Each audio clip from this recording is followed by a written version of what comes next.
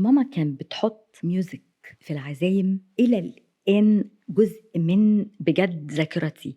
يعني فكريني. أقول لك بقى، كانت بتحط وردة الجزائرية، وكان آه عندنا شريط اللي هي ميوزك الأفلام، يعني مثلا دمي ودموعي وابتساماتي، كان في الساوند أيوة تراكس. فاكرة، أيوة الساوند فكانت تراكس. بتشغل الساوند تراكس دي على صوت واطي في وقت العزايم، أو تحط وردة وقت العزايم بصوت واطي أو نجاة، ويبقى منظر السفرة مليان أنواع كتيرة جدا جدا جدا، أيوة وتشغل النور بطريقة معينة. منظر البيت بالميوزك محفور في أيوة ذاكرتي، والى الان انا لو بعمل عزومه دايما اوتوماتيكلي تلاقيني رايحه انقي الميوزك اللي انا هشغلها أيوة وهحط أيوة ايه. أيوة كانت بصراحه زي ما بيسموها إيه، تغذيه حسيه حسية وبصريه وبصرية، وسمعيه واكل كل طعمه حاجة. حلو. ده اه حقيقي، ده حقيقي هي فعلا. الفكره.